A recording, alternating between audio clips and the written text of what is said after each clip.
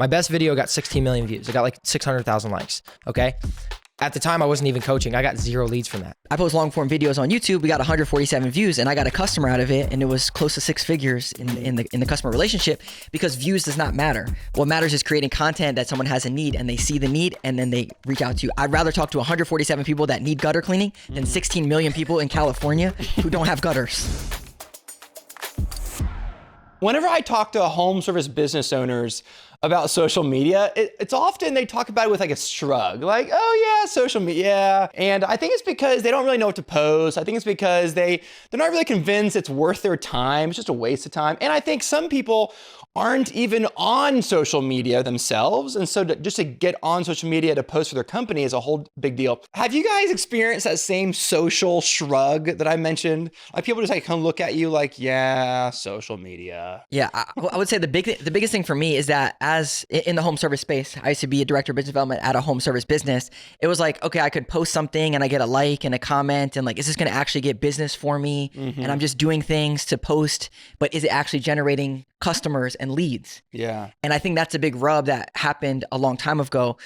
In the past 2 to 3 years, it's shifted a lot from just like get a bunch of followers and maybe then I'll get a lot of customers to it's actually now it's interest. It's the TikTokification of social media where you can post one thing and you can get customers and leads from that, which I know for a fact you have this experience. Absolutely, and I've seen it firsthand that this is the case. And I think we need to reprogram how we think about social media because it's free. It doesn't cost anything and you can get customers through it now. Yeah, no, I think when we look at service businesses, people are learning from old service businesses. Like I learned a lot from my dad, right? My dad owns a service business and he's pen and paper even to this day. So I think a lot of people what we're seeing is people don't really understand the power of social media yet.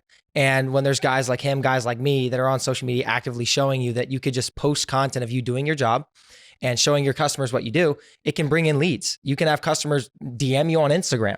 Like how many people do you know that run ads on Meta or on Instagram? Like you can run ads and get customers. Just think about how well you can do organically if you're posting videos of what you do with a CTA at the end of the video. It gets 100,000 views. Think about the reach on that. Like and the biggest comparison I give to my coaching students is imagine how long it would take you to knock 100,000 doors to get in front of 100,000 people versus posting a video and getting 100,000 views. Think about the efficiency. Yeah. Right? So good. And I'll say this, the studies found that it takes 7 impressions for someone to know your business and to trust you. That's 7 times that they have to see your brand. And if you're relying on Google search, 87% of people go to Google to find people and they're searching for HVAC repair near me or junk removal near me. Well, the better search would be your brand name because they already know about you. And this is why you can create content and subconsciously they say, oh, I need this service. Let me search for that company. And then you don't have to compete on SEO or ads or anything because you're in their brain with the brand. Yeah. Before we get in the nitty gritty, I do have a clarifying question. Who sees your social media post? Is it just all based on algorithm and whoever Facebook and Instagram decides to show? Do you have to be following the person to see the ad? So who sees it? Pretty much everyone. Like as time goes on, Instagram will figure out like what your audience actually looks like and it'll target like, so let's say you have 5,000 followers, right? If you post content, it's going to try and push that content to like a lookalike audience to try and get you more traction. So if your content is like a super good hook, like you look at YouTube or like Mr. Beast, for instance, he's targeting a much younger audience. If you want to target a much older audience, you have to create a different style of content to target that audience, right? But as a general idea, social media targets pretty much everyone, but you're in control based on the content and your SEO and stuff that you run, who you want to target. Yeah, I would say for people that run businesses for the last 5 years, it's changed. Before that, so before 2020, before TikTok really took off, it was about this. Post content, get a bunch of followers, post more content, your followers are going to see it, and then they're going to interact. That all changed with interest media, which is, it has nothing to do with your follower count. It's about the content that you create is going to put it in front of the people that are going to watch it. Because what these platforms care about is people staying on their platform and watching more content. So they want to feed it more thing that's going to be interesting to them. It doesn't matter about follower count. It just matters about creating something that's interesting that people want to watch. A good example is, have you ever gone on Instagram, you see a video of like a car and you're like, oh, that's a cool car. You like the video. You scroll down, there's another video of a car. You're like, well, these haven't been on my feed at all. You like that video. You scroll down, there's another video of a car. So it's a super active algorithm that like, if you like one of my videos, right, you'll be like, oh, that was cool. You like it. And then you scroll down, you'll see another video, and then you scroll down and see another one. From then on. Exactly. You literally control your feed through like the way you interact with the last 5 posts controls your entire feed. This is a really important point, because as business owners, knowing this knowledge, how can you harness it to have more people see your stuff? And that's exactly what we're talking about today. Yeah. It's like, now that this is the case, how do you actually take this information and create content that people want to watch so that they choose you? So our listeners don't have to have a bunch of followers, what you're saying. In fact, they don't really have to have any. No. Are you talking most about video at this point? It's pretty much all video. It seems like Reels changed the game. Well, it depends on the medium that you use. Like if you're B2B and you use LinkedIn, it's not necessarily just about video content. And like on YouTube, it can be long form or short form video, right? Because if someone watches a reel for 30 seconds or 60 seconds, okay, that's an impression that they see yourself. But if they stay with you for an hour to watch a whole thing, they're really invested in you. So there's a lot of different types of forms of content that you can utilize. And one other thing is you can actually repurpose content. So you could create a long form video and a short form reel and then turn it into another thing and another thing. So it's not just one short form content. It's like Play-Doh. You can make one shape and another shape and another shape. Exactly. There's nothing better than when I hear a client call us. I'm listening to a recording or something, and they're like, yeah, I watch your videos.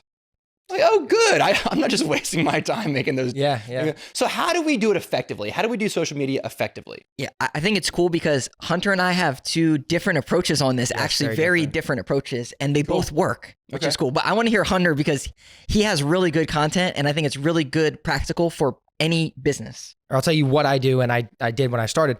I never tried to make content to go viral. Right? I simply wanted to build an Instagram account. And I talked about this on the last episode. I wanted to build a simple Instagram account, just showing my customers what it would be like if you hired me. This is the experience. Hey, I'm Hunter. Nice to meet you. Do the job, get paid, bounce. Like that's all I wanted to show, how I interacted with the customer, so on and so forth.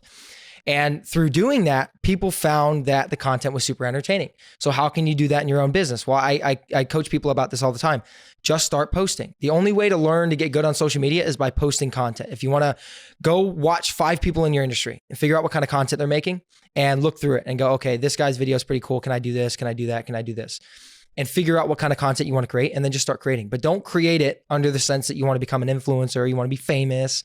Create it because you want to create the content and you enjoy doing it. Because I enjoyed junk removal. So I got to enjoy just doing my job, recording it, and then I could enjoy watching the videos back because I think it's super cool. Did you post as Dumpire or as Hunter Patrick? Dumpire. So I started off as Dumpire Junk Removal. And then as I built the brand, my business partner was like, you got to put your name on it. So I made it Hunter Patrick Dumpire instead of Dumpire Junk Removal. I want to make a note on this. So if you're listening to this and you have a home service business, what he does, he puts a GoPro on his head. Yep, correct.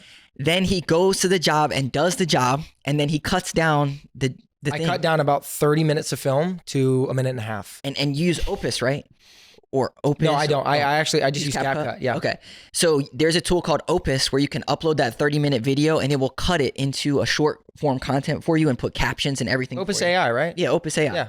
If you don't want to get into whole CapCut and all this stuff, you can upload it to Opus and it cuts it down for you. CapCut is just a regular old video editor, right? Yeah. Yeah. Manually. So what I'm saying is whatever you do, tree care, moving, electrician, plumber, like put a GoPro on, go out, do the job, interact with the customer, and then cut it into a thing and post it. Yep. That's what he did. And he gets tens of thousands of views. I'll actually give you the ticket. You ready? So ever since COVID, right, things have changed.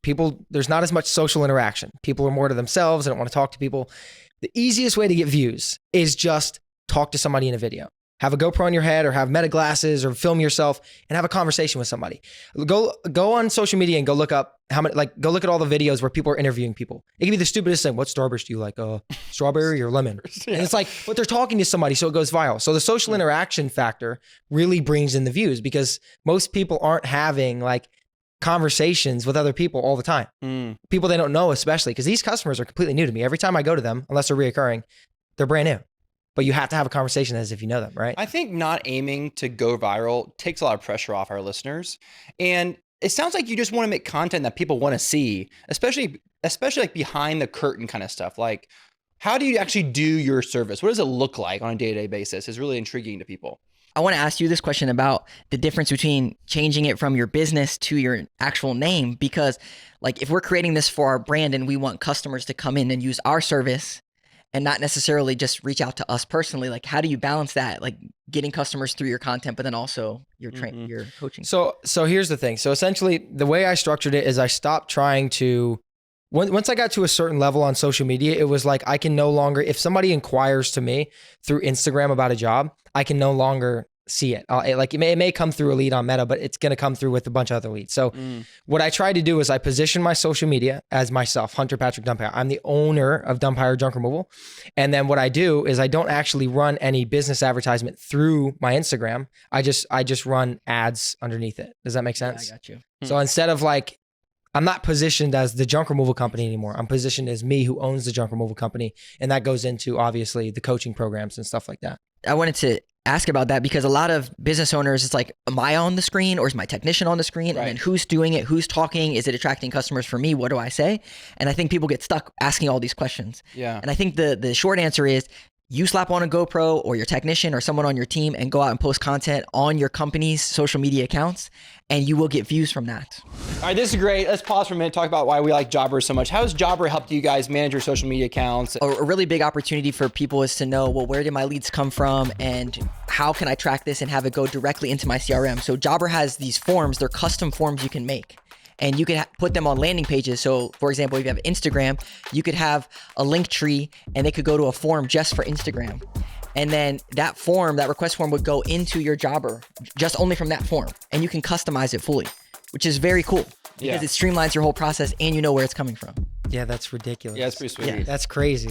No, me personally, the reason that I love Jobber so much, obviously, it just makes everything so simple for me. If somebody books through my website, it goes straight into my Jobber, right? So I don't have to try and like, before I had a website, before I connected all of it, it would go straight to my email and it would go into my spam half the time. So I'd have to go into my spam and I'd have to put all the information in my CRM and it was just BS, right? So having it all connected, it just goes straight into my CRM. I check in the morning, I have this book, this book, this book. It's easy, right? It makes my life so much easier. Once our listeners start doing all this social media stuff, they're gonna have so many leads and so many new clients. It's gotta go straight into Jobber without any of this nonsense and all this clutter and who knows. So if you're not using Jobber and all of its unique request forms, you need to go to jobber.com/podcast deal, get the exclusive discount and start taking advantage of all the features Jobber has today. I go back and forth on this personally because I have, how many friends do I have on Facebook? 2,000 friends because I've been on Facebook for 20 years. But my business Facebook account has like, I don't know, 100 followers or something. And so I feel way more compelled to post on my personal because more people will see it. But followers don't matter. Followers don't matter. That's the whole reason why I was saying that followers do not matter. The content matters. So it doesn't matter. No, explain what you explained to me yesterday. What was it? The 147 views and the client you got. That is literally testimonial for views don't matter. Because I've gotten, I tell people this all the time. My best video got 16 million views. It got like 600,000 likes. Okay. At the time, I wasn't even coaching. I got 0 leads from that.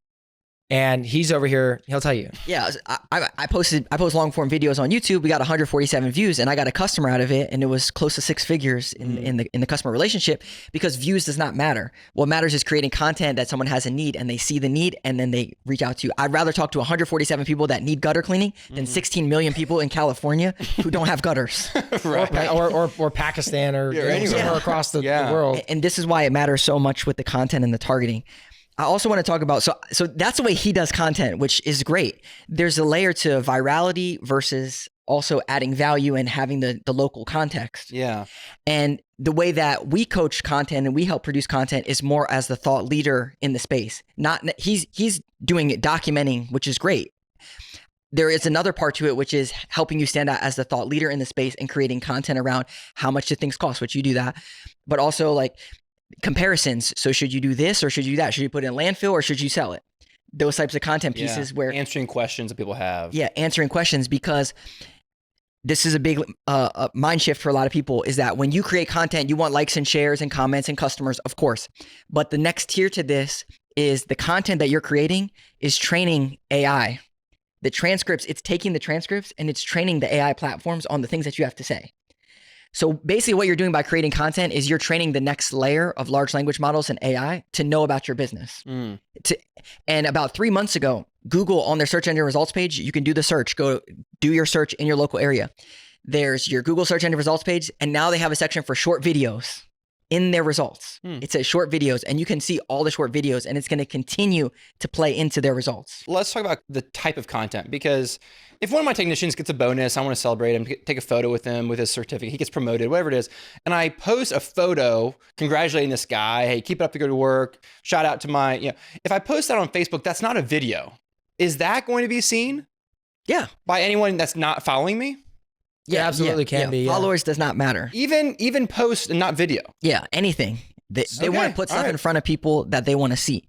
And as far as like what you should post, there's a big disconnect. There's ChatGPT fluff stuff that someone's like, I need to post on social media. Let me go ask ChatGPT what I should say. Yeah. Then there's all your expert stuff that's happening in the field, your CSRs, your salespeople, all of them saying this stuff over here.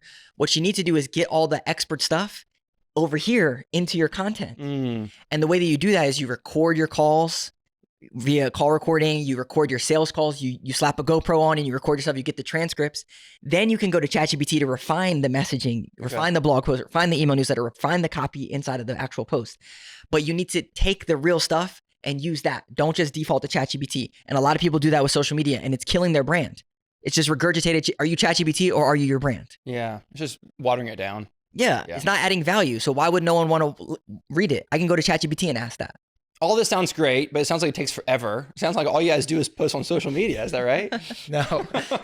We run businesses, trust me. Yeah, Right. yeah. So how do you do this fast? Like, how do people manage this, and so it's not just dominating their whole day? So the way that I was able to manage it while running my business full time was I'm not going out of my way to record anything. I'm recording on the job. So I'm not losing any time making content.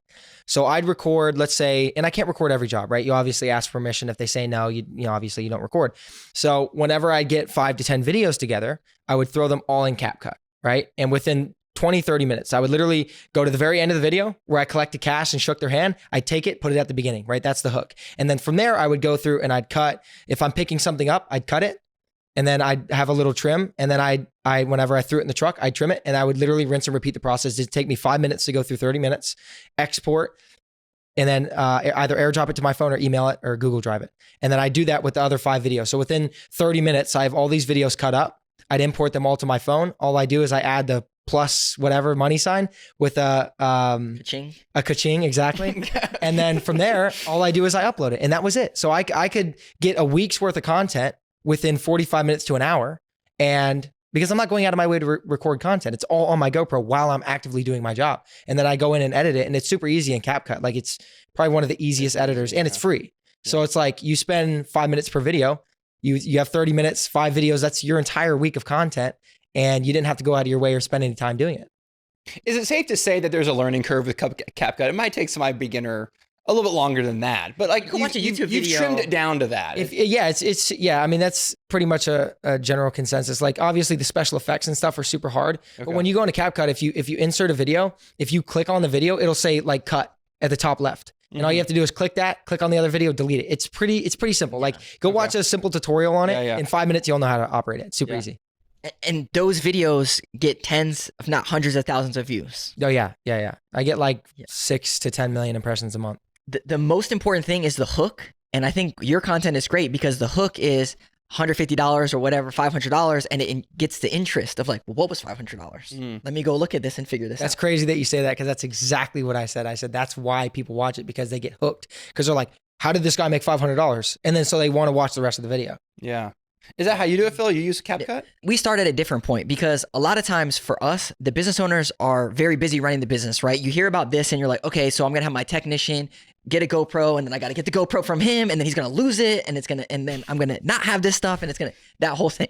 So what we do is we get their call recordings. So they use call recording platforms like CallRail or something. And then we take the transcripts from those calls and we plug them into ChatGPT, and we say, turn this into 10 or 15 hooks. So we get those hooks. Then we get on a call with them and we say, okay, Adam, here's 5 reasons why your gutters are going to leak and how you can prevent it. We give you the hook. Then after you say the hook, we coach you to say, if you don't want your gutters to leak, then you should be doing these things. And don't sell, just add service and educate them. And then at the end, you agitate the problem. And then you have a call to action at the end. If you don't want your gutters to leak, then what you should be doing is contact us and we'll get out there in 24 hours. Yeah. So what we do is we take the actual stuff that's happening out in the field or at the CSRs or in your sales process and turn those into hooks. And then we walk through that process of hook, add value or educate on why that hook is the situation, agitate the problem, and then call to action. And if you get that process down, then you can plug it in. We use Opus, which Opus allows you to plug it in, get the captions, make it look nice. And then same thing with him. You're just ready to roll. You got it ready to go. And do you release, if you do like 10, do you just dump them all out all at once? Or do you once a day, twice a day, once a week? Everyone has a different thought process on this, but I can tell you that the platforms don't really care. Like, it's not really about followers or like how much that you post or you don't post. If you post good content, they're going to show it to people whenever they want to show it because they want people to watch it. Now, as far as like a volume game goes, like for my content personally, I was posting 1 video per day in Q1 of 2025, and I had like 140,000 views. Then I doubled it. And in the second quarter, I went up to 260,000 views. Okay. So it was a direct correlation, double the content, double the views. Then I went through and analyzed, well, what content is best? Like, do people like this content or that content? So then I refined it. And then in third quarter, we went up to 360,000 views. Mm-hmm. So more content gets more eyeballs. And I'll give you the beauty of this, which really was a big unlock for me. And I think a lot of people is posting on social media is free marketing. And what free marketing can you do to get in front of 100,000 people in your local area? Like none. Within like 24 hours. Within 24 hours. Yeah, I've had videos do ridiculous numbers. It's like putting a yard sign in people's living room. Yeah, but 100,000 people's living rooms, 100,000 people's living rooms. Yeah. And it's free. You don't have to pay any money. But how do you make sure that people in like a different state, if you're a local business, aren't seeing I guess it doesn't matter if you're not paying for it, but like, how do you make sure it's local? No, it matters because you're going to get calls from California and your CSRs are going to be stuck on the phone with these people over and over saying, no, we don't do this service. We get this all the time. Or like your forms are going to come through and they're from other places. So you don't want that. So you got to make sure that you optimize your stuff. But how would you do this? That's actually a great question. So whenever I first started making content, what you find is if you want virality, but you also want customers locally, you can't get both. Let's say I'm targeting my service areas, 25 miles. My county's 280,000 population. The odds are all of them aren't going to see my video. So I might get, 2,000, 3,000 views. So if you want virality, you can't target a specific area. This is the counterproductive piece in people's brains. It's like, my stuff only gets 1,000 views. It's like, that's 1,000 local people that are seeing your stuff. Exactly. Yeah. So that's the difference. So if you wanted to target your area, you could literally shut off, like you can go on Instagram settings and you could shut off areas you don't want to target, turn off all the other countries. You can literally focus on one state and you can get leads, right? But you're not going to get virality. So you have to pick between the two. You can turn off locations? Yes. So you can that's what where you want to target. Yeah. Whenever I first started doing coaching, we were targeting a lot of people overseas. And we're like, well, I don't know anything about running junk removal in Pakistan, so I don't know how I'm supposed to like help you. And so what my social media manager did was he shut it all off. And then you just saw a plummet. Is that organic or are you talking about organic? It's organic, yeah. Really? Yeah. I didn't know you could do that. I'll tell you a couple of things that we do for this. First is in your hooks, make sure that you put your geographical qualifiers. So like how much does it cost to get your gutters cleaned in Charlottesville, Virginia?